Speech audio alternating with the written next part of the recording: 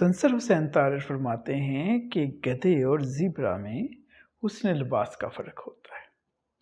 Being a बियोलॉजिस्ट अगर मैं देखूं तो मुझे गधा और ज़ीब्रा कदोकाठ के हवाले से, शक्ल सूरत के हवाले से, स्पीशीज़ की कुर्बतों के हवाले से बिल्कुल एक ही तरह के लगते हैं। मासवा इसके कि जो गधा है उसकी खाल मटियाले से रंग की, ग्रे कलर या फिर ब्लैक इन कलर होती है, जबकि ज़ीब्रा पर बड़ी वाज़े ब्लैक एंड वाइट स्ट्राइप्स या लाइंस होती हैं, धारियाँ होती हैं। हमने कभी गधों को नहीं रखा ज़ू में, और ज़ीब्रा दुनिया भर में जहाँ पे भी ज़ू होते हैं अच्छे, वहाँ पे रखा जाता है। और तो और पूरी दुनिया में रोड क्रॉस करने के लिए जो क्रॉसिंग बनाई गई है उसको भी ज़ीब्रा क्रॉसिंग का नाम दिया गया है। तो खूबसूरती अपने आप में अपने एक इम्प्रेशन हुआ करता है।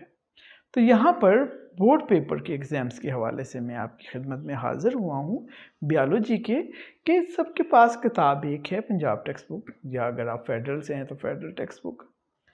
कंटेंट एक है, तो किस तरह से एक बच्चे के मार्क्स ज़्यादा आते हैं, एक के कम आते हैं, तो वो है आर्ट ऑफ प्रेजेंटेशन। आप अपने आप को किस तरह से प्रेजेंट कर रहे हैं अपने पेपर को। पेपर चेक करने वाला आपको नहीं जानता, लेकिन आपके पास एक बहुत बड़ी सिफारिश है। वो सिफारिश है आपका पेपर, जो आप अच्छे तरीके से प्रेजेंट करने जा रहे होते हैं। पेपर्स आपके सामने कुछ मैंने ड्रा कर दिए। सबसे पहले आपको जैसे ही पेपर डिस्ट्रीब्यूट होकर जाएंगे तो आपने मार्जिन लाइंस लगानी है। लाइंस बड़ी प्रोमिनेंट लगानी और सीधी सीधी लगानी। जैसे ही पेपर आपके हाथ में आया, आपने मार्जिन्स लाइन लगा दी। मार्जिन्स लाइन के बाहर आपने कुछ नहीं लिखना, और मार्जिन लाइन इतनी ज़्यादा भी नहीं लगानी, यानी कि इतनी ज़्यादा बाहर नहीं लगानी पेपर में कि वो आपके पेपर का हिस्सा काट दे। बस आपने मार्जिन लाइन्स लगा देनी। मार्जिन लाइन लगाने के बाद अब आपने अपने पेपर को तसल्ली से पढ़ना है।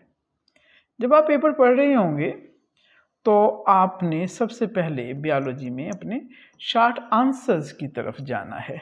आप सबसे पहले शॉर्ट आंसर्स अटेम्प्ट करेंगे। शॉर्ट आंसर्स के 3 सेक्शन होंगे बियोलॉजी के फर्स्ट ईयर और सेकंड ईयर दोनों के एग्जाम्स में, जो क्वेश्चन नंबर 2, 3 और 4 के नाम से आपके सामने आएंगे। मैं बात कर रहा हूँ बोर्ड एग्जाम FSC पार्ट 1 और पार्ट 2 की।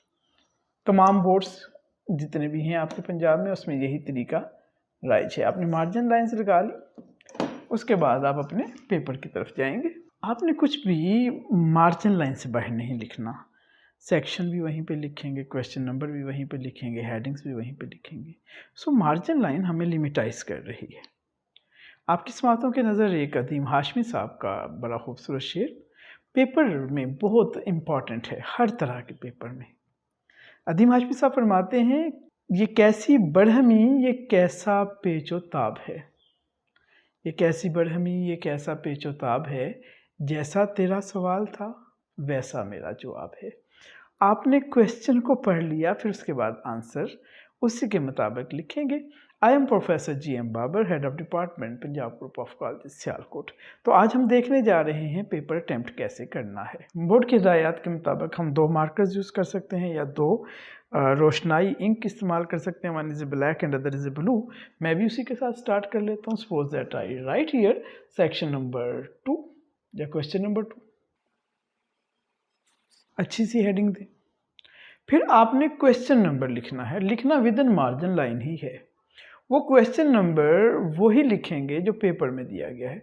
फॉर एग्जाम्पल मैंने 8 क्वेश्चन अटैम्प्ट करने थे, मैं 7 कर चुका हूँ, 8वां मेरा क्वेश्चन है। Suppose that and it is a question number 3 of board paper. मैं उस पर लिखूंगा जी क्वेश्चन नंबर 3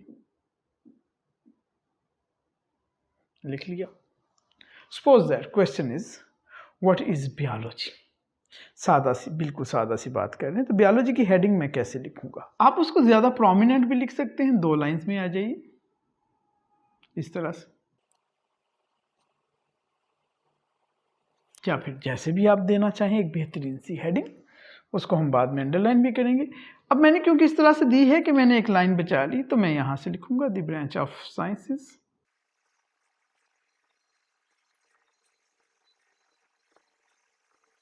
अगर आपने और किया तो मैंने almost centre of the page biology की डेफिनेशन लिखी। इसके बाद मैं सिंपल इसकी एक्सप्लेनेशन की तरफ चला जाऊंगा।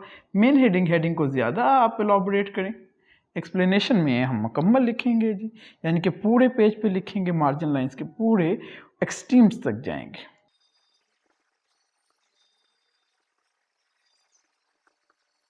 So on and so fourth.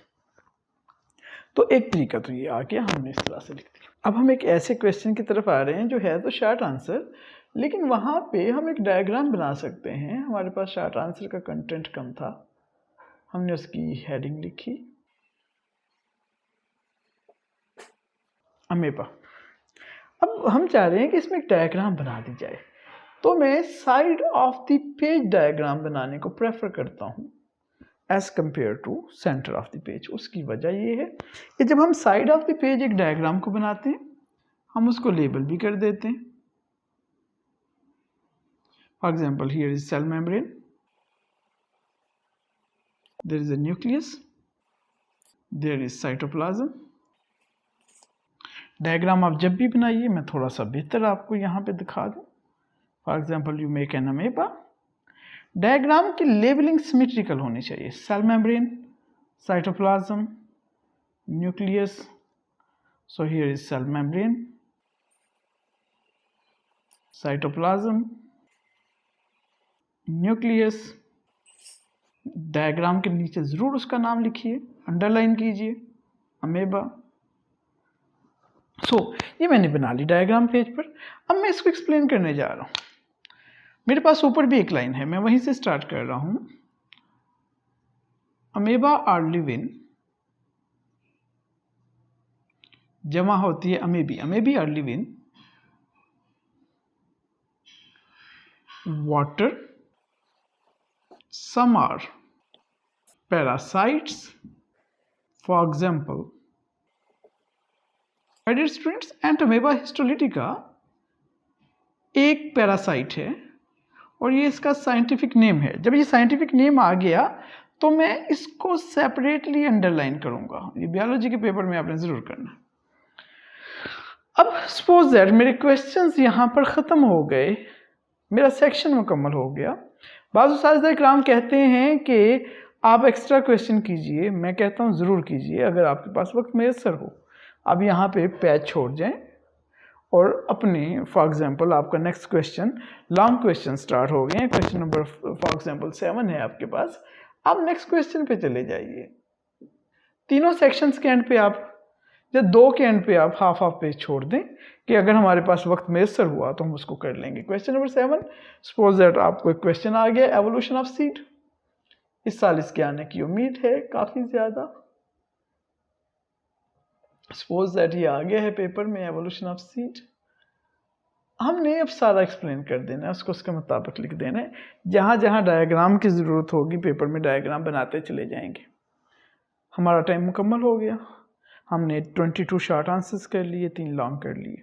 हमने उसको रीड कर लिया। रीड करने के बाद जहाँ जहाँ पे हमें हेडिंग्स को अंडरलाइन करने की ज़रूरत हुई, हमने एक अच्छे पैमाने के साथ प्रॉपर तरीके से उसको अंडरलाइन किया मार्कर से। जब भी आप डायग्राम बनाएंगे उसका नाम उसके नीचे ज़रूर लिखेंगे, उसको भी अंडरलाइन करेंगे। जहाँ जहाँ पे हेडिंग बनाएंगे उसको अंडरलाइन करेंगे। जब ये सारे काम कर चुके और आपके पास वक्त फिर भी मुयस्सर है तो आप वो पेज जो आपने छोड़ा था उसमें कोई शॉर्ट आंसर कर लें एक्स्ट्रा। और अगर आपके पास वक्त मुयस्सर नहीं है, simply cut the page, line लगा के, कैंची से नहीं काटना। So it is all about this story कि हम अपने पेपर को बेहतरीन से बेहतरीन बनाएं। कुछ बातें अपने जहन में रखिए। ग्रामर, हैंड राइटिंग, स्पेलिंग, ये पेपर की जान होते हैं।